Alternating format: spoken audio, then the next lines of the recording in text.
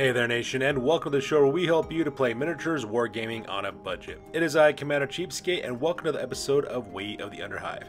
This series is dedicated to helping brand new players to Necromunda build their starting rosters and learn more about the game mechanics of their favorite gangs. And on today's episode, we'll discuss playing a Spyre Hunting Party for your campaigns of Necromunda Hive Secundus. We'll discuss the pros and cons of playing a Spyrer Gang, discuss the gang's composition, its campaign play, mechanics, special rules, individual fighters, and provide a 1,000 credit starting roster that you can use in your very first campaign. And because the video will be more of a deeper dive, I will put timestamps in the description box down below, so that way you can click and navigate to the part of the video that will interest you the most. So first of all, why should you play a Spyre Hunting Party? The reason why you should want to play this gang is because you want to play a gang of spoiled rich kids who are severely affected with affluenza. They have a very unique and challenging gameplay mechanics and have a really great time in the campaigns based on the rules that I've seen. Plus you can live out your craziest elitist bourgeoisie fantasies by going down to the depths of the Underhive and purging it of all the lowlives who live in your Hive city, and of course because you want to fight like the Predator from the Predator film franchises, stalking your enemies and killing them one by one, earning renown as well as kill scores for your gang. So with that being said, let's go and get this video by getting started by talking about the pros of playing a Spyre Hunter Party.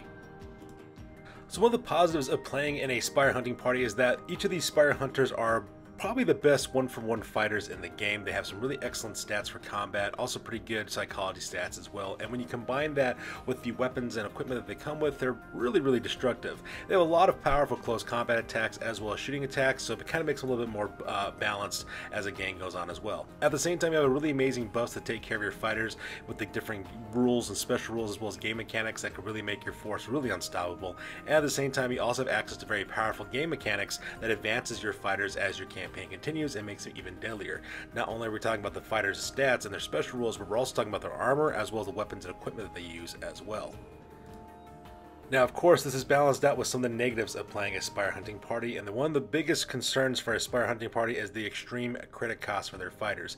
Every one of your fighters costs hundreds, let me say that again, hundreds of credits at a time. I believe the cheapest fighter is like 220 credits, while the most expensive one's like 350 credits. So because of that, you are always going to be outnumbered as a Spyre Hunting Party. It's just no and if or buts about it, you will always be outnumbered, and potentially also outgunned as well. While the Spyres do have some really powerful weapons, they don't have anything as devastating as like some heavy weapons that gangs have available. For example, they don't have access to plasma guns, for example, or heavy artillery like heavy stubbers or missile launchers, things of that nature. So you could potentially be both outnumbered and outgunned as well. At the same time, you also generate no income whatsoever for your gang either, which means you can't really use that credits in order to buy and improve better weapons and get more fighters for your gang. Pretty much whatever you create at the starting roster for your gang is pretty much what you're going to be rolling with for most of the campaign. You do get some buffs later on, but we'll explain that as the video continues. But needless to say, it could be a huge problem if you're not really used to playing that way. So now that we're talking about the positives and negatives of playing a Spyre Hunter Party, let's talk about its gang composition. The first thing you realize is that you can never form any form of alliance whatsoever as a Spyre Hunter gang. So you can't make any criminal alliances, noble house alliances, or even guild alliances at all. So you're completely on your own in this situation. At the same time, you can't take any hired guns unless the rules explicitly state so. So things like bounty hunters, for example, or dramatis personae, for example, these are things that are not going to be access to you as well. You also have no dedicated brutes for your gang either, so you won't be able to take any of those guys to make your gang a little bit more powerful, and no hanger-ons either unless the rules explicitly state so. So a lot of gangs rely upon brutes, hired guns, hanger-ons, that kind of thing in order to be successful in the Underhive. Your gang, not so much. They're pretty limited in the things that they can and can't do for the most part when it comes to for a Spyre Hunting Party, which could, of course, once again, be a challenge if you're not used to playing that way. There's also a major difference with playing a Spyre Hunting Party, especially if you're playing in a campaign. Normal the time when you actually play a campaign, every scenario you get income from your territories and boons from your territories that you could use to improve your gang over time. That is not available to a Spyre Hunting Party.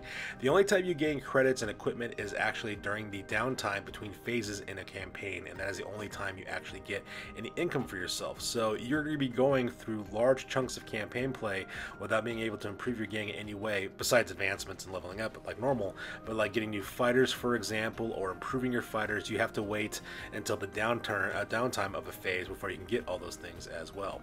Unfortunately, any credits or equipment that you obtain during the course of a campaign are immediately discarded, so because of it, you won't be able to use that. Now, in the downtime phase of a campaign, you do a couple of things for your gang. First of all, you can exchange weapons and war gear, but you lose any augmentations that those weapons and war gear might have gotten prior to the downtime if you decide to switch it out as well. At the same time, you can purchase additional war gear for your equipment options, so things like photo goggles, for example, respirators. You can do that, but you have to wait until downtime in order to purchase those things. Or you can spend 100 credits to remove all suit glitches, which are basically like lasting injuries that Spyre Hunters gain over the course of a campaign. So if you have any of those suit glitches, you can spend 100 credits in order to get rid of all those. Or you could hire one or more Caryatid Primes, which could actually be added to your gang as well. So those are some of the things you can do during downtime. And like I said before, because you can't use any weapons or equipment that you use during the course of a campaign, you can also gain no boons for additional income from territories either. Unfortunately, territories are completely useless for Spyrer Gang. They're not going to be able to use anything because they have no interest in generating income in a territory. They're there for one thing only, and that is to actually rank up kills and prove themselves worthy to ascend to different positions up in the noble houses of Necromunda. At the same time, you do have a mechanic though called Terror Purge, which is actually kind of nice. It is taken after a post-battle action if you actually win the battle, and if you do so, if you decide to take this action, every single fighter in your gang does earn +2 experience points, which is a nice way to help you kind of level up very quickly, especially if you start getting victories in your campaign as well. Now, you do have access to one type of territory. It's called the Spire Base Camp, and that is the only territory you'll be able to use, and you can never lose it, which is kind of nice. Pretty much you have a boon called Recovery Systems, which means that you can take post-battle actions even if your fighter isn't in convalescence. They can still go out there and do post-battle actions like exploration and things like that in the Underhive campaign, which is kind of nice. So, and you can never lose that territory as well. But unfortunately, you don't get any other additional territories, and you don't make any money from those additional territories or receive any benefits either. So that could be kind of challenging for novice players. Now, even though you may not be able to take advantage of boons from territories, though, you can still kind of level up your gang and also get additional resources for your gang throughout the campaign before you get to a down phase. And this is through what's called the terror level game mechanic. It's pretty much how it works. What terror level basically is that as your gang progresses through the Underhills or through the Underhive, if you're playing back in Hive Primus, what ends up happening is that your Spyre Hunting Party actually gains renown and a reputation. People learn about all the things that you've done and actually how terrifying your fighters are and the kills that you made as well. And what you basically do is that you have this little game mechanic where you start off at 1 point of terror, and by meeting certain criteria you actually level up your terror rating, which of course can give you some benefits as time goes on. For example, one of those things of course is called censure, which means that you take out at least 4 enemy fighters out of action, or vehicles in that case, in which case you earn an additional point of terror if you actually do that. Or you can do what's called Call to Leadership, where you take out an enemy leader or champion and you actually get an additional terror level for every single time you do that. And you also have what's called Lightning Ray, which means you take out 1 or more enemy fighters or vehicles out of action in the very first turn of the battle that you're playing in. And of course, meaning you could basically earn up to 5 terror per battle report, depending on what kind of things you do and whether you meet those criteria or not, which is actually kind of nice. Now, at the same time, of course, what ends up happening is that the higher level that your terror goes, you actually get certain boons for doing so. So, for example, if you earn 1 to 4 terror points, you don't really get anything for that. But if you earn anywhere between 5 to 9 terror points, you could actually trade in those terror level points in order to recruit a Caryatid Prime for free for your gang, for example. 10 to 14 points gets you a brand new Spire that can cost up to 300 credits that joins your gang for free. On a 15 through 19, you can do 1 additional Spire may perform post-battle actions while in convalescence during the post-battle sequence. And of course, if you earn 20 or more terror level points, you can actually recruit a new Spire who can actually cost up to 400 credits for free. So make sure you choose wisely, because once you spend those terror points, you can't get them back. So you have to re-earn those terror points that you lost in order to build up enough to do the next thing again. So do keep that in mind as your campaign develops. So let's go and talk about some of the special rules that each of your Spires do get. So let's talk about that real quick. First of all, you have the reflex enhancers, which means you can activate twice per round. So every single time you put down ready markers for each of your fighters for a Spyre Hunter team, you actually put down 2 ready markers. That way you can do 1 action and then you activate it again for another set of actions, which is actually quite nice. And the reason why they have this game mechanic, of course, is because you're always going to be outnumbered against your enemies as well. You also have another special rule called Master of the Hunt, and there's actually a couple of things that can help you out with this. For example, you can only be pinned by a shooting attack attack if you suffer a flesh wound or a wound from that shooting attack. So if you get hit by an attack but it doesn't wound you, you don't get pinned. You just keep on moving. It only hurts you. You only get pinned if you get hurt by it, which is actually quite powerful. At the same time, none of your Spyrers can ever be captured for any reason. If that does roll up, what you do instead is what's called superficial damage, which is actually a type of glitch for your suit, and we'll talk about those a little bit more in detail as we continue on the video. At the same time, you never suffer any negative side effects from chems, and you can never become addicted to them, so that's another thing you have to worry about. You never have to take nerve tests for friendlies who are taken out of action within range of you, so that makes you kind of even more Stillwall. And if you gotta take a bottle test, you do so on a D3 instead of a D6, which is actually really, really powerful as well. At the same time, you also have what's called kill counts as well, which basically means that for every 4 kills that you actually do, your suit actually evolves, is what ends up happening. It basically triggers a suit evolution mechanic, which either does one of two things. Either one, you could use that to clear any suit glitches that your hunting rig currently has, or you could actually use that to roll on the power boost table, and you roll a D6 for a random effect. For example, one of the effects that you get, for example, is called heightened reactions, and it reads that the hunting rig's reflexes sharpen significantly, so that way they can react with incredible speed. Increase the Spyre's initiative characteristic by 1 to a minimum of 2 up, and you of course raise your credit limit by 10 credits for your credit value. That's an example of how you can use kill counts in order to make your fighters even deadlier. At the same time, you also have what's known as Spyre Hunting Rig glitches, and these are the lands. Instead of doing normal lasting injuries for your fighters like you would do for any other gang, you get these hunting rig glitches instead, and basically roll D66, and it tells you exactly what you get. For example, one of them, if you roll a 46, for example, is called gyroscopic destabilization, and what that rule reads is that the Spyre goes into convalescence, increasing their glitch count by 1 and reducing their initiative characteristic by 1, for example. So it just kind of depends exactly what ends up happening for your fighters. Now, unfortunately, if you get more glitches in your hunting rig than you do have for your toughness, you are deleted from the roster. So let's say, for example, you are playing a Jakara type Spyre Hunter who's got a normal toughness of 3, I believe. So if you get 3 or more glitches onto your suit, your fighter is deleted from the roster, which is absolutely horrible for you. So these are some examples, some special rules that the Spyres actually get for their gang. Alright, so let's talk about the individual fighters that can make up your gang. First off, we have the Spyre Huntmaster, who's the leader of your gang. This fighter costs 180 credits as base. They have 6-inch wound allowance, 2+ weapon skill, 3+ ballistic skill, 3 strength and toughness, 3 wounds, 3 initiative, 3 attacks, 7 leadership, 5 cool, 6 willpower, as well as 6 intelligence. Now, they have really excellent psychology stats, and they have a versatile combination of stats that are really good for shooting or for close combat. So because of that, it really helps out with your gang in order to make them even deadlier at that point. They actually do have a couple of things as well makes them quite good. They are very flexible with their weapons. They can choose 2 types of weapons from either the Malcadon, Jakara, or Yeld weapon lists from those different suits, so that part's kind of nice. At the same time, you also have the experienced hunter special rule attached to this guy, which means you can pick one weapon or a piece of war gear and increase its augmentation level for 1. In my opinion, I think making the sovereign suit, which is what this fighter is equipped with, giving it to a tier 1 actually increases your armor save as well as your field armor save as well, which actually makes it really good. Your sovereign hunting rig actually comes with 5+ armor already on top of it, as well as a 6-up field armor save. And so if you take that tier 1 upgrade immediately, it makes your field armor save a 5-up instead. So you have a 5-up armor save, 5-up ward save, and I think that's actually the best one to actually use up to this point. Now, things that you could use for your Malcadon, Jakara, or Yeld weapons, my personal favorites from based on the rules that I've seen, I believe that a really good combination is to give your fighter a combination of a close combat attack as well as a shooting attack, so that way they're a little bit more balanced that way. As for their close combat attack, I believe giving them a Malcadon Toxic Whip with weapon sizers, grapnel launcher, and drop rig for 60 credits is actually the best thing you can actually do. And here's the reason why. First of all, you have the web incisors, which you can use for your fighter, which is a 4 to 8 range web pistol, basically is what it is. It's at strength 3, so it's not very good, but it's silent that way, so that you can take out people in stealth, and it also webs your opponents, which is quite great. At the same time, you also have access to a grapnel launcher as well as a drop rig, which is going to give your fighter a maximum ability to drop down between levels, or to just move vertically across levels up to 12 inches using his grapnel launcher, which makes this guy very maneuverable. Not to mention, in combination with the Toxic Whip that comes with this fighter, you have anywhere between a 9 to 11 inch close combat attack range with your versatile trait. You don't have to actually make into base-to-base contact with your enemy with that Toxic Whip. Now, of course, you do have to worry about the versatile stat, and the long range versatile stat for your weapon does make you hit at a -1 to hit, but even then you're still fighting at a weapon skill 3+, which actually can make it very, very deadly. You also have entangled, so that way it can't be parried by enemy attacks. At the same time, you also have the toxin trait attached to as well, which means you can take out enemies who have multiple wounds out very easily, so if they fail their toxin tests. At the same time, if you throw some Kimseth in this with the intelligence chest of a 6+, it's going to make it very, very able to do so. You can drop your enemy's score by 2 points for those toughness tests and make you even deadlier. So it's a beautiful close combat weapon to use for your fighter.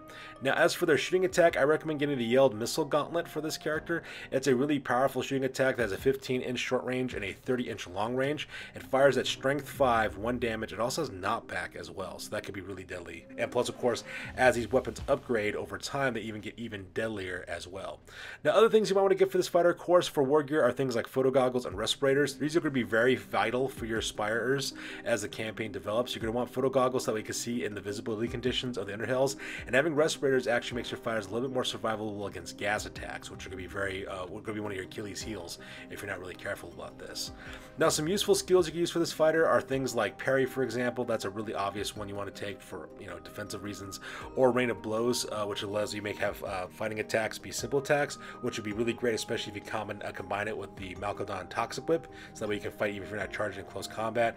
Fast Shop and his shooting are actually quite good for obvious reasons. Being able to shoot multiple times with that Yeld Missile Gauntlet, or being able to move and then fire, also quite well.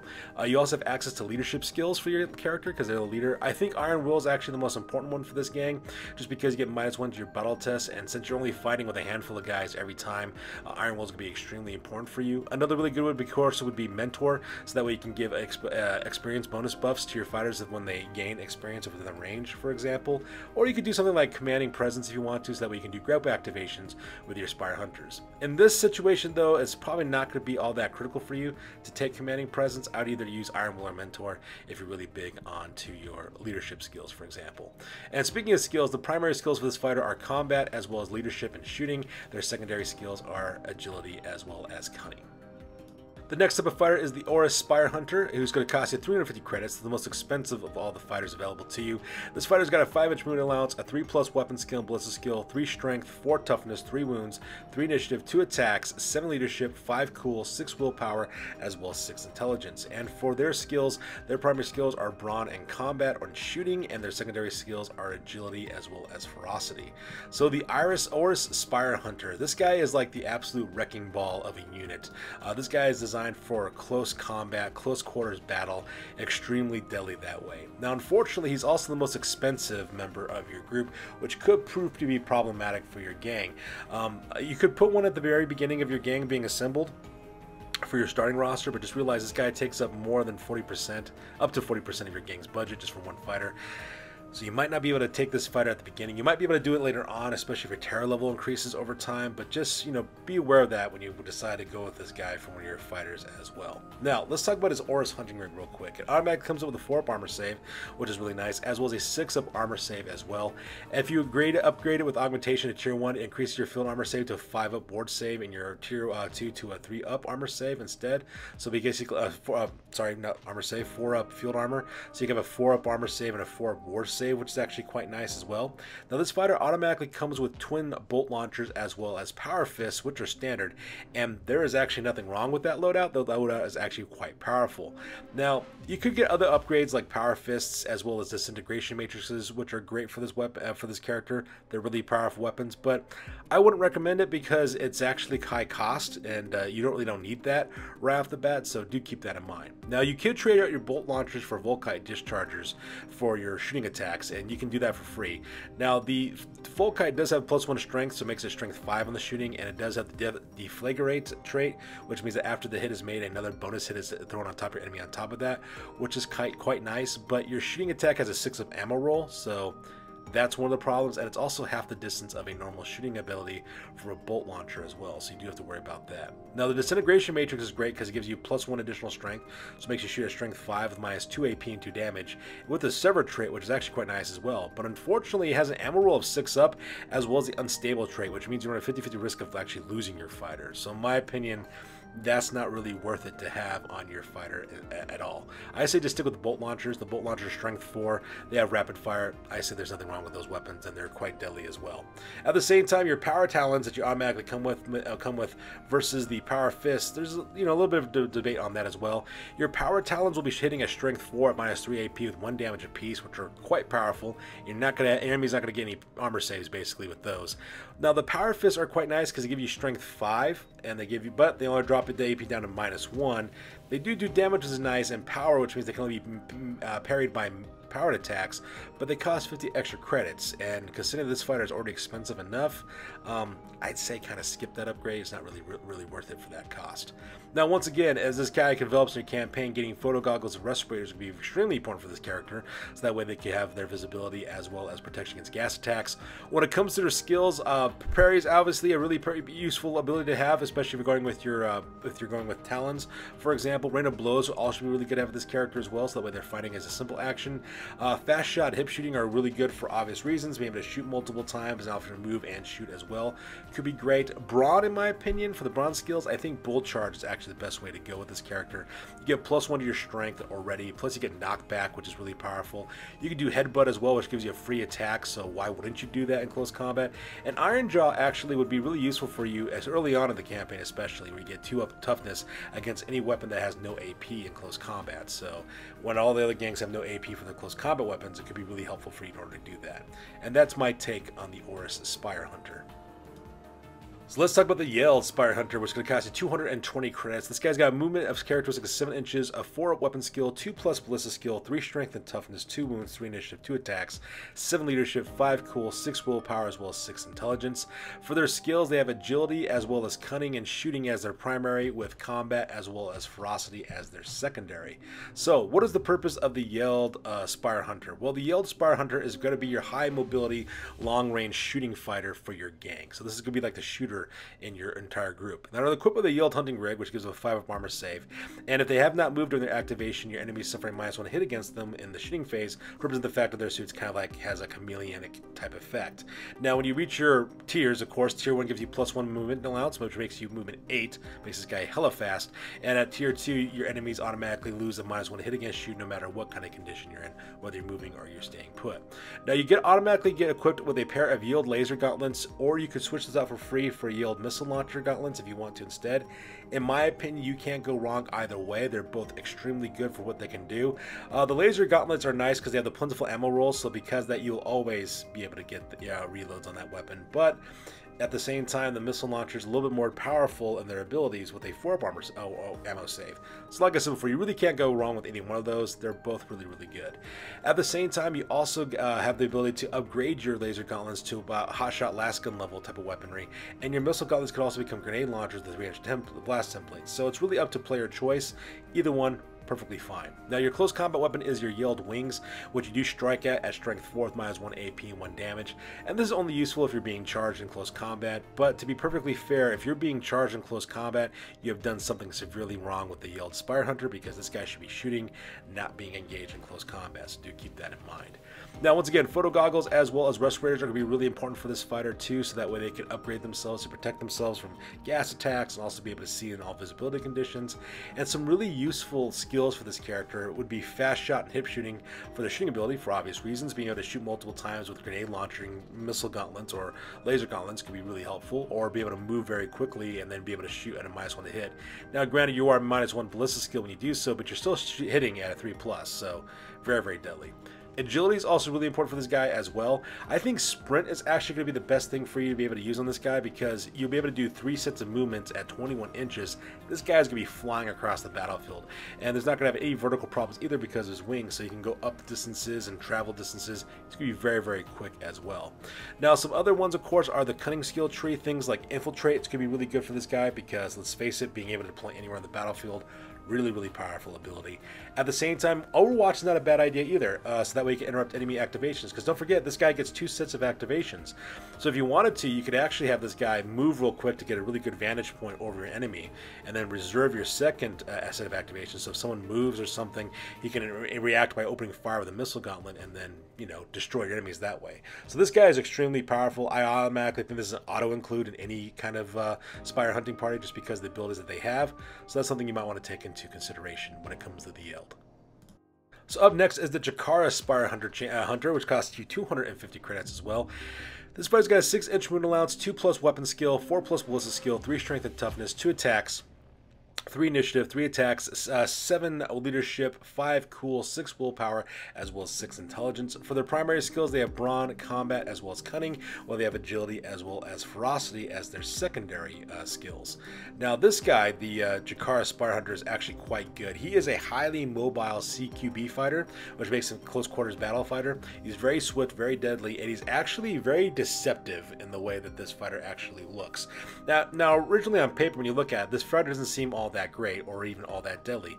That's why I say this character is deceptively deadly, because it doesn't look all that impressive at first, but the combination of weapons upgrades that they have later on, as well as their skills, makes him one of the deadliest close combat fighters you have in your gang. So for your start with the equipment they have with, first off, they got the Jakara Hunting Rig, which gives you 5 up armor save, so it's pretty basic. But as you advance in the higher levels, your tier 1 upgrade will be a strength 1, add 1 to your strength, make you strength 4, and tier 2 gives you +1 attack, giving you 4 attacks in close combat. Now for your weapon choices, you can choose either a monomolecular sword or a Naga blade. So let's talk about those real quick. So the monomolecular sword makes you strike at strength 4, -2 AP with 1 damage. You also have the melee, parry, as well as power trait, which makes this weapon quite deadly already. When you charge into close combat, you already have 3 attacks base, so you have 4 attacks with this thing when you attack your opponent. And if you get it fully upgraded as the campaign develops, you'll be striking at strength 5 with -3 AP and 2 damage. So with melee power as well as parry as well, so very deadly close combat fighter. At the same time, you have access to what's known as the Naga Blade. The Naga Blade gives you a 2-inch versatile trait that will make you strike at strength 5 with -1 AP and 2 damage. It has the disarm weapons trait, which you have a 1 in 6 chance to disarm your enemy, which is nice. It does have melee. It also has parry as well, which is quite nice. And it's also got that 2-inch versatile range, which means you can have it anywhere between a 9 to 11-inch attack range, depending on your roll for your charge. So very, very deadly. And when this weapon is actually fully upgraded, it goes up to strength 5 with -2 AP with 3 damage, so even deadlier. And it still maintains its disarm, melee, parry, and versatile trait, but you also get shock on top of that. So if you're looking for a Naga Blade to do a versatile attacks, it's really good. It's good. Either one is really good. It just kind of goes down to your personal playstyle. For me personally, I like the Naga Blade just because you can engage fighters who are not in base-to-base contact with you. So it's just like another additional tool in your toolbox you can use against your enemies, and that's why I would recommend that. At the same time, you also come with the Mirror Shield, which is oddly enough, as even though it's a shield though, it is a shooting attack though, between 4 to 8 inches. Now you do suffer a -1 to hit at long range with the 8-inch shooting range, so you're really using this when you're like engaged near close combat with your enemies. Now what this does, of course, is that it has a 3-up armor roll. They give it energy shield trait, but the reason why you like this thing so much is because it gives you flash, which is kind of nice too, which means you can take away enemy ready markers who are within range. With the energy rules, it'll give you a 3-up save in close combat and a 4-up save against shooting when you're getting shot from the front, which is actually quite nice. Now, once again, photo goggles and respirators are going to be very important for this fighter, so it helps you with visibility as well as protecting you from gas attacks. And when it comes to their skills, I think the most useful skill for this guy actually might be Brawn. Specifically, Bull Charge would be really great for this guy, so that way you get +1 strength as well as knockback for all your melee attacks, which makes you even deadlier. Headbutt is always a great one to take because you get an extra attack for free, which is always great to have in close combat.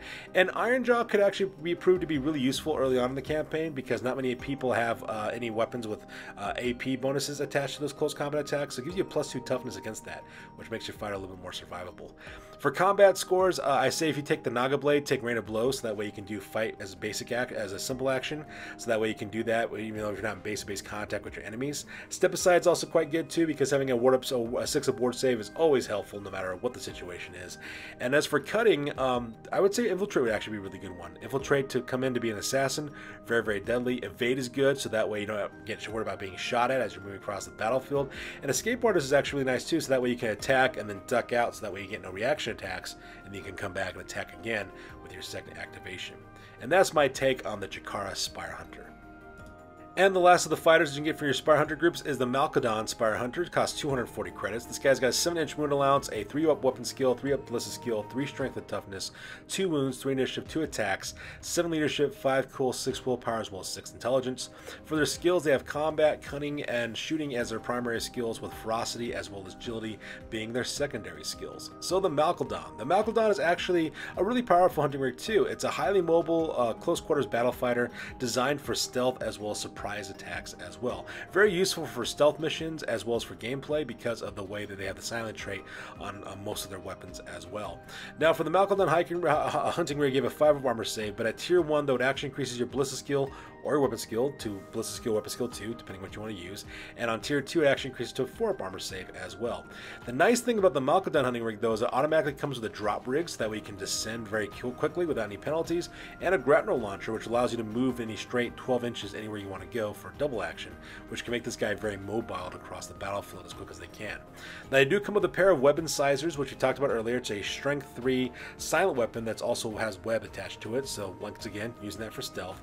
And you actually get to choose your melee weapons. You can choose between a set of paired Malcadon slashing claws or paired Malcadon toxic whips. Now the slashing claws, you'll be striking at strength 3 minus 2 AP with 1 damage with melee, but when they're fully upgraded though, that increases to strength 4 with minus 3 AP and 2 damage, so very powerful there. The Malcadon Toxic Whip we already talked about earlier. You'll have a 10 to 12 inch close combat attack with minus 2 AP with Versatile as well as Toxin, which is quite good. That 10 to 12 inch attack range with your Versatile trait will make this guy very deadly in trying to reach your targets and take them out. Now, granted, you are striking at a -1 to hit against at the versatile distance, but you're still striking at weapon skill 4, so that's not bad. Plus, entangles, so you can't be parried. You also got toxins, so you can take out enemies who have multiple wounds very easily as well. You throw in some Chemiciv with this character, and with their intelligence score, they'll be able to really put some pain on by making enemy lose 2 points in their toughness as well. At the same time, with your Toxic Whip's fully upgraded, you actually lose the -1 hit penalty, so you don't have to worry about that. You also get Shield Breaker as well, which is kind of nice. And at the same time, you also get another additional -1 toughness for enemy toxin tests. So if you combine the Chemiciv, your opponent's losing 3 points right off the bat. So you can't go wrong with either one. Either one is really good. Personally, though, I like to favor versatile trait weapons because in case you're not engaged in base-to-base contact, you still strike at your enemies, but that's just my own personal preference. Once again, photo goggles and respirators could be important for this fighter so that way they can see in all visibility conditions, as well as having protection against gas attacks. Now, for their skills, shooting is not going to be so much as an important one for this guy. He doesn't have very good shooting attacks in my opinion. Fast shot with your weapon sizes could be nice. Same thing with using hip shooting so that way you can move very quickly and still use it. Trick shot could also be nice as well in case your enemies are behind cover. But like I said, shooting is not really what this guy is designed to do. He's really designed for combat as well as for cunning. Now cunning, infiltrate is excellent for obvious reasons. Being able to pop up anywhere you want on the battlefield, really powerful. Evade is also good for this guy too, so that way he has an extra defense when he's being shot at while on the move. At the same time, escape artist is really great for these characters, that way they can make their attacks and then duck out real quick and not take any reaction attacks. Also very powerful ability. As for combat, I think Rain of Blows, especially if you decide to use the Toxic Whips, will be really great because then you can do 2 sets of fight actions without being in base-to-base contact. Parry, of course, always another useful skill, always good to have in order to make yourself a little bit more survivable. And Step Aside, and that could also be really helpful too because having a 6 of ward save in close combat could also really be helpful, especially if you get outnumbered. That's just something that should always be around. And that's my take on the Malcadon Spyre Hunter. And lastly, of course, we have the Caryatid Prime, which is costing 90 credits. So the Caryatid Prime, let's go talk about this little exotic beast character that's in your gang. It's got a 6-inch wound allowance, 5+ weapon skill, 2 strength and toughness, 1 wound, 2 initiative, 1 attack, 7 leadership, 6 cool, 7 willpower, as well as 8 intelligence. It does cost 90 credits, so you do have to worry about that as well, so do keep that in mind. Now, when it comes to its abilities, it has what's called the Spyre Companion, which is quite nice, which means it also has Reflex Enhancer Special Roll 2, so it can activate twice. It also has the Charm Companion ability, which means that you can actually help out your companion, who's the Spyre, by actually allowing you to reroll 1 failed armor save or 1 failed ammo test per round, which could also be just extremely helpful no matter what situation you're in. Now, the Caryatid Prime itself has a 3-up ward save save, so that's quite nice. It could also fly as well. It has agility for its primary skill as well as cunning for its secondary skill.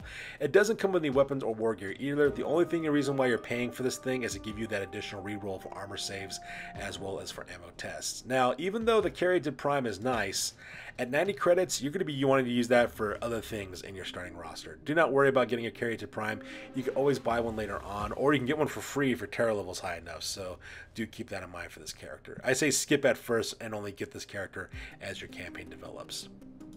So that being said, let's go and talk about your starting rosters. I actually have two rosters here, each one listed at 1,000 credits apiece, and the reason why I did two different rosters is because I wasn't sure if Spyrers get Abyssal Ferrymen or not in the campaign.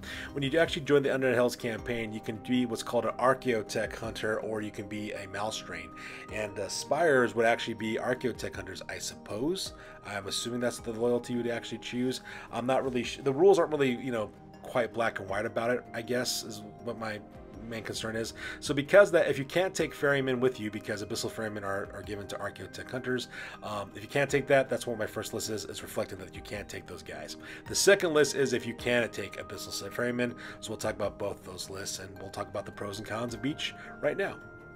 So this is Spyre Hunting Party roster number 1. It's going to be rated at 1,000 credits. You get 4 Spyres in your gang, which has a good balance of shooting as well as close combat. And it's also a high mobility gang, so that way you can move across the tabletop very quickly and engage enemies as well. Now, it requires half of the gang to infiltrate, which is going to be quite nice, so that way you can catch your enemies in a pincer attack, which is what you want to do for a Spyre Hunting gang as well. Now, unfortunately, this will not include an Orrus hunting rig in your group. The Orrus is just way too expensive right off the bat. So because of that, you got to rely upon your terror level increases over the course of the campaign to recruit this guy later on. And like I said before, I was unsure if you actually get access to Abyssal Ferrymen in this campaign. So in case if you don't get access for him, this is the list I'd recommend for you to put together for your gang. For your leader, you're going to take a Hunt Master. It's going to cost you 285 credits. He's going to have a Sovereign Hunting Rig with a Malcadon Toxic Whip. That's going to include weapon sizers, as well as a Grepnor Launcher, as well as a Drop Rig. So it's going to make this guy very maneuverable going across the battlefield. It also gives you a silent attack for close shooting. You also have the Yeld Missile Gauntlet as well, which is quite deadly, so that's a really powerful shooting attack at 30-inch range. You give this guy Kimson so that way he can activate it when he's in close combat to make his toxic attacks even deadlier.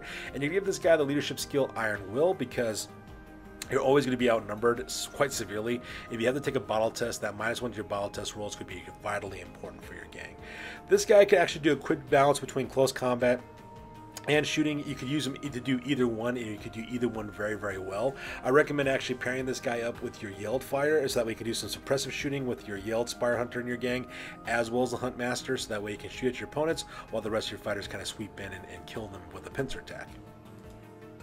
The second Spyre Hunter in your gang is going to be a Yeld Spyre Hunter. It's going to cost you 220 credits as well. He's going to have a Yeld Hunting Rig with Yeld Missile Gauntlets. That's the weapon you're going to take for this guy, as well as the Yeld Wings, as well as the Overwatch skill. So that way you can interrupt enemy activations. Once again, your Yeld Spyre Hunter and your Spyre Hunt Master are going to act as the suppressive elements of your gang. With those beautiful 30-inch long-range shooting attacks from their Missile Gauntlets, you're going to be able to suppress your enemies at distance as you cross the battlefield in order to gauge your enemy. These guys will be going after targets of opportunity, while your other two Spyre Hunters will use Infiltrate special rules to kind of catch your enemy in an exposed flank, so that way you can swoop in and get him in a pincer attack and kill him off that way. And the Yeld Spyre Hunter's job is to fly around the battlefield, get at really good vantage points, interrupt enemy activations with their Overwatch, and also shoot at them with their Missile Gauntlets whenever they can. Your third hunter is going to be a Jakara Spyre Hunter. It's going to cost you 250 credits. Once again, this guy's the Jakara Hunting Rig, as well as a Mirror Shield, and for their close combat attack, they're taking the Naga Blade, because it's got that versatile trait, which is actually quite good. You also give this guy the Infiltrate special skill as well. So the Jakara, the whole point of them is act as an assassin. They infiltrate into an exposed enemy flank. They charge as quickly as they can towards their enemy, and engage them in close combat. You can take out enemy activations by using your Mirror Shield, so that we can take away the rarity markers, and you can also strike with your Naga Blade in order to destroy enemies that way in close combat. This guy is really designed to be a character assassin, making them go after champions and leaders. That would be my primary targets I'd recommend for this guy, because of the Naga Blade and their ability to do so makes them actually quite deadly. And lastly, of course, we have the Malcadon Spyre Hunter, which will be your last few hunters. This guy's going to cost 240 credits. This person's got a Malcadon Hunting Rig with paired web incisors, once again, so that silent trait web attack. They also have a Drop Rig and Grapnel Launcher for maximum wound allowance, as well as paired Malcadon Slashing Claws, so that way they can use those powerful abilities in close combat, as well as infiltrate. Now, the Malcadon will be infiltrating alongside the Jakara Spyre Hunter. Now, while the Jakara is going after high value targets like leaders and champions, the Malcadon's going after individual fighters by themselves. These are just your normal specialists, juvie, ganger level fighters. This guy's gonna go out around and just tear a house with these guys and just tear them apart with those slashing claws and just wreck face by doing so. So the idea here is that your Spyre Hunt Master and your Yeld shoots at anybody that is foolish enough to come within range, while the Jakara and the Malcadon kind of sweep in from the exposed flank or from the rear and take out guys in close combat. Very, very deadly combination, and as of course your campaign develops, I recommend getting an Orrus Spyre Hunter as quickly as possible. So let's go talk about my second list on this Spyre Hunting Party roster number 2 for your Necromunda campaign as well. It's the exact same list that we just got done talking about from list number 1, with the exact same Spires doing exactly the same thing. The only difference though is in this one though, it includes an Abyssal Ferryman team in this gang, if you choose to be an Archeo Hunter type gang. Like I said, I wasn't really clear if Spires get a Ferryman delegation added to them or not in the campaign, so I, just to be safe on the safe part, decided to do 2 lists on this one. Now the Abyssal Ferryman in this team are actually going to be Dramatis Personae characters that are available from the Book of Desolation. And the reason why that was the case is because these fighters will actually fight alongside you for longer during the course of the campaign. Just to give you guys a heads up, when it comes to your Abyssal Ferrymen, they don't actually stay with your gang throughout the entire campaign. I believe they only stay with you for the first third of the campaign, and then they kind of duck off and go away. These guys, though, will stay with you 2/3 of the way, and that's the reason why I'm using these Dramatis Personae, because what these guys are, they're bodies to help you fight better in the campaign and actually help you have more people to fight against your enemies with. So let's go and talk about this Abyssal Ferryman team that you're going to include in your roster. So like I said before, these guys are actually Dramatis Personae for your group. These guys are an Abyssal Ferryman team, and the reason why you're going to use these guys is because they automatically are survivor types. So in case you're unaware with how the rules work for Ferrymen, they actually have these different Enclave special rules attached to them, and one of them of course is Survivor. Now this one's not going to be so much of a big deal for your gang, because in a Survivor Enclave you have a special rule called Second Chance, which reads, while this Abyssal Ferryman team is in the employ of a gang, once during each cycle the gang may perform 1 medical escort mission costing you 0 credits. The medical or escort post-action may also be used to save a fighter that has suffered a memorable death result on the lasting injury table.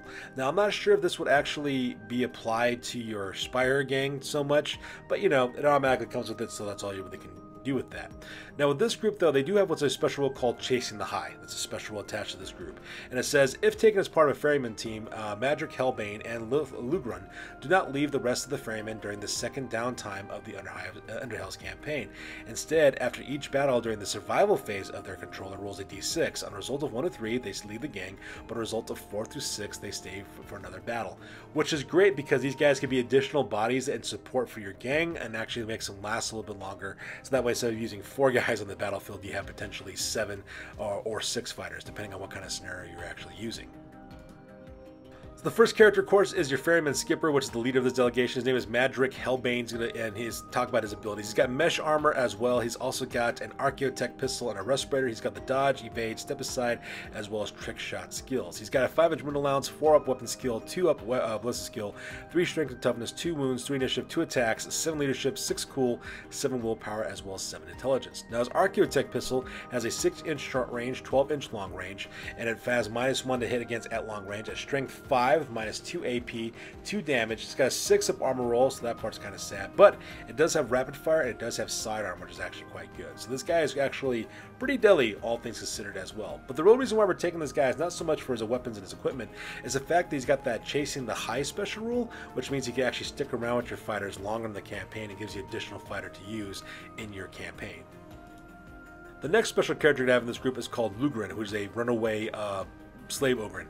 So let's talk about him real quick. So he's got a 5-inch wound allowance, 4+ weapon skill, 5+ ballistic skill. He's got 5 strength, 5 toughness, 3 wounds, 4 initiative, 2 attacks, 7 leadership, 6 cool, 8 willpower, and 9 intelligence. Now he's armed with a weapon called the Hook, Line, and Sinker, which from the way the art looks like, it looks like it's just a harpoon with a fishing hook tied to the back of it. It's got a 2-inch long range attack for versatile. It gives you +1 to hit at the short range. It also gives you a strength of +1 for the attack, which means this guy's hitting at strength 6 with -1 AP and 2 damage. It does have the Entangle special rule, so it can't be parried, and at the same time it's also paired, as weird as it may sound, so you actually get twice the attacks when you charge into close combat. combat, and of course it's got the versatile trait as well.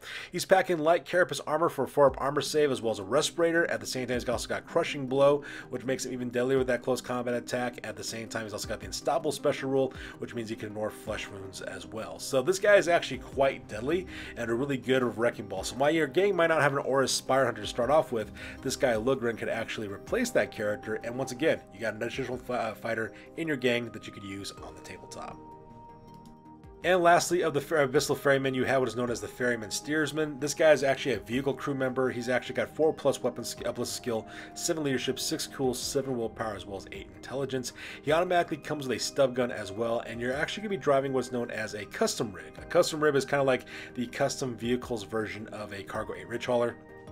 It's got a 7-inch movement allowance. I recommend getting tracks on this vehicle, so it drops down to movement characteristic 6, but it makes it easier to go across heavy terrain. It's got 8 toughness for front and side, as well as 7 for rear. It's got 5 hull points, 7+ for handling, 4+ for save as well. It's got the jury rig special rule. It's also got 2 weapon hard points, and like I said before, I recommend taking the track upgrade for it, so that way it makes it a little bit more survivable. You also got 4 body, 4 drive, as well as 4 engine upgrades. Now you get 150 credits to use to actually upgrade your vehicle. My recommendation is 1, put a transport cage on the back of it. It's a small transport cage that costs 20 credits, protects your fighters though, and you can also have them on board your vehicle without them falling off.